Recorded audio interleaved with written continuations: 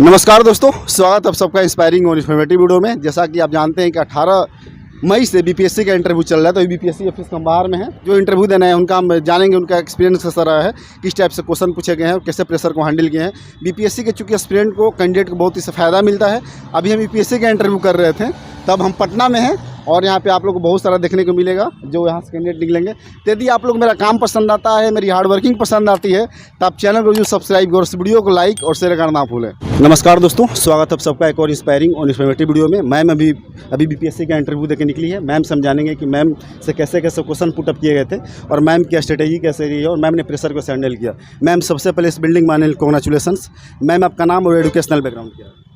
मेरा नाम रुचि कुमारी है और मैंने बीएससी बीएड किया है और अभी मैं जवाहर नवोदय विद्यालय वेस्ट चंपारण में टीजीटी मैथ्स के पोस्ट पर हूँ। ओके मैम, आपका अटेम्प्ट कौन सा था और मीडियम और ऑप्शनल सब्जेक्ट?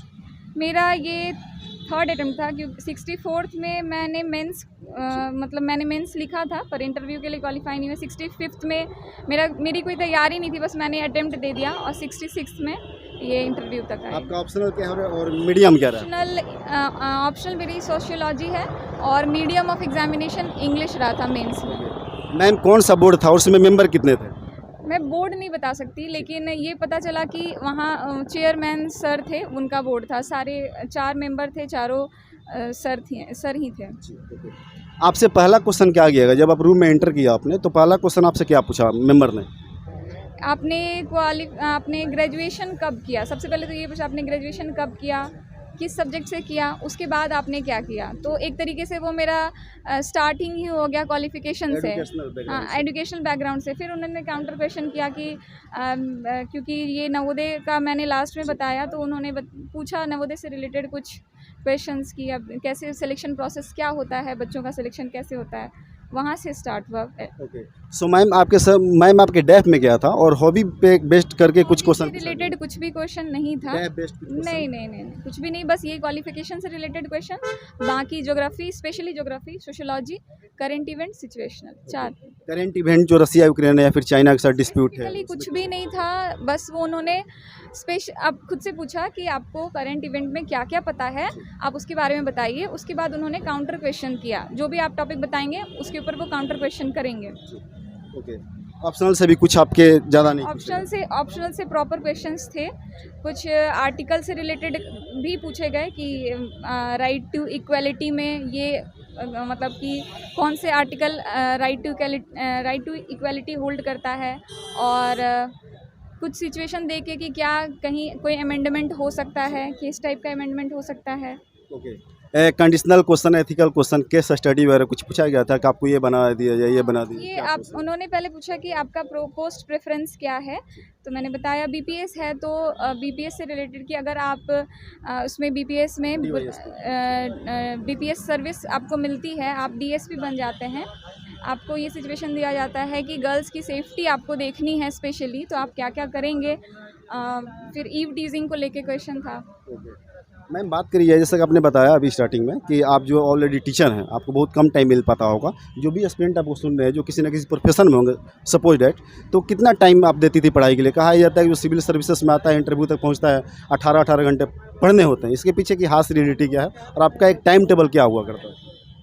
मेरा जो स्कूल है वो रेसिडेंशियल स्कूल है, तो उसमें 24 आवर्स का जॉब होता है। उसमें आपको ऐसा कुछ भी नहीं कि स्पेसिफिक आपको 2 से 5 तक आप फ्री हैं, ऐसा है ही नहीं। अगर सुबह के 7:45 से पहले से ही एग्ज़ाम क्लासेस चलते हैं, तो 2 बजे तक क्लासेस चलेंगे। फिर क्योंकि रेसिडेंशियल है तो मेस ड्यूटी भी लग जाती है। मेस ड्यूटी के बाद आपकी फिर रिमीडियल ड्यूटी लगेगी, तो वो चलते रहती है ड्यूटी। आपको मुझे जिस टाइम में भी मौका मिलता था ये करने। फिर शाम को असेंबली होती है, रात को हाउस मास्टरशिप भी देखना रहता था, बच्चों की काउंटिंग होती है, फिर रात को मेस जाना है। तो उसमें वही बीच में 1 घंटे 2 घंटे ये जो मिले बस उसको यूज़ कर ले, क्योंकि हमारे पास जो टाइम है उसी को यूज़ कर सकते हैं। एक्स्ट्रा टाइम कहीं से आने वाला नहीं है, उसी को मैनेज कर सकते हैं। मैम, बात करी जाए 67 बीपीएससी प्रीलिम्स की, हालांकि तो एग्जाम कैंसिल हो गया है, लेकिन आज नहीं तो कल होगा। तो क्रिस्प स्ट्रेटेजी की बात करी जाए तो उसमें क्या होना चाहिए? क्रिस्प स्ट्रेटेजी हो जब 2-3 महीने में यदि अगर एग्ज़ाम होता है प्रीलिम्स का, तो उसमें अभी एस्पिरेंट को क्या करना चाहिए?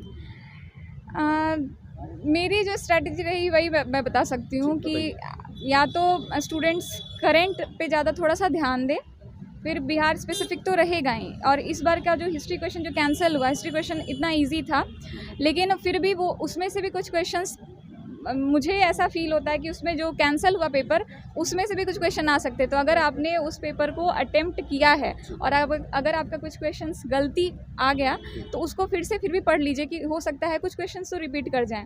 और बार बार फोकस इसी चीज़ का दूंगी कि मैथ्स का भी लेवल मीडियम रहता है ना, बहुत इजी रहता है ना बहुत हार्ड रहता है। तो अगर मैथ्स नहीं आता है, मेरा मैथ्स उतना भी मुश्किल नहीं है क्योंकि मेरा सब्जेक्ट है मैथ्स, तो मेरे लिए मैथ्स ठीक रहा। और पढ़ना है तो करंट पढ़िए, बिहार स्पेशल, इंटरनेशनल में नेशनल इंटरनेशनल सब, और प्रीवियस ईयर बस। मैम थोड़ा प्राइमरी रिसोर्सेस बता दीजिए प्रीलिम्स के लिए।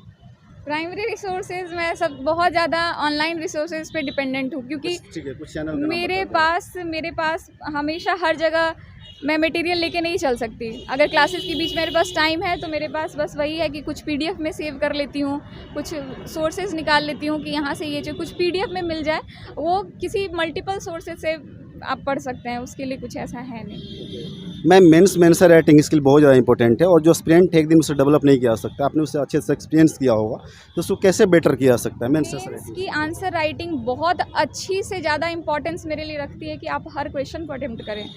मुझे पता नहीं मेंस का तो मार्क्स आया नहीं, लेकिन कितना मार्क्स मिले होंगे ये नहीं पता, लेकिन ये ज़रूर है कि जब मैंने 64th का मेंस दिया था तो मेरे कुछ क्वेश्चंस रह गए थे, मैंने सारा अटेम्प्ट नहीं लिया। लेकिन इस बार 66th बीपीएससी में मेंस में मैंने सारे क्वेश्चंस अटेम्प्ट किए, तो लगता है कि उसी के वजह से मेंस क्लियर हुआ, ये चीज़ ज़्यादा फील हुआ। और थोड़ा सा तो मेंस में लिखना ही पड़ेगा, आप स्पीड अप गेन करिए चाहे जैसे हो।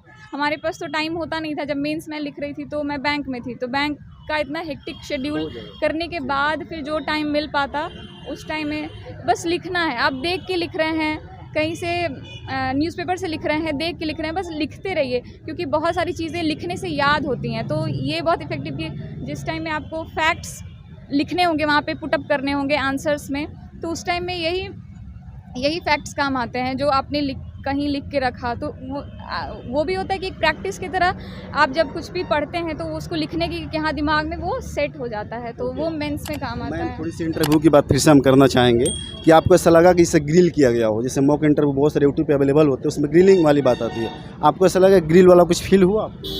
मैंने कोई मॉक इंटरव्यू दिया नहीं है तो मुझे पता नहीं। मैंने किसी भी एग्ज़ाम के लिए प्री मेंस और इंटरव्यू के लिए कभी कोचिंग इंस्टीट्यूशन का सहारा नहीं लिया।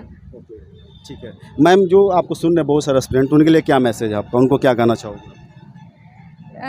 उनके लिए बस एक ही मैसेज है कि अगर आप सच्चाई से मेहनत करते हैं तो वो कभी ना कभी ज़रूर आपके लिए फ्रूटफुल होगा, कभी ना कभी। अगर 66 नहीं हुआ 67 हो जाएगा, 60, लेकिन आपके प्रिपरेशन में वो सच्चाई होनी चाहिए।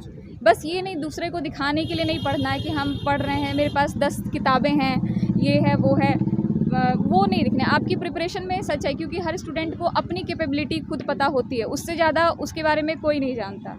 तो आप कितना कर सकते हैं, अपने आप से झूठ मत बोलिए। आपने आज 4 घंटे में आधे घंटे पढ़ाई की या 4 घंटे पढ़ाई की, वो स्टूडेंट खुद ही जानता है। तो अपने आप से झूठ नहीं बोलना है, सच्चाई से मेहनत करिए। Ma'am thank you so much. Ishwar service करते हैं, प्रे करते हैं कि आपका फाइनल लिस्ट में नाम आए और ताकि आपसे एक बार प्रॉपरली हम इंटरव्यू कर सकें। शुक्रिया, थैंक यू।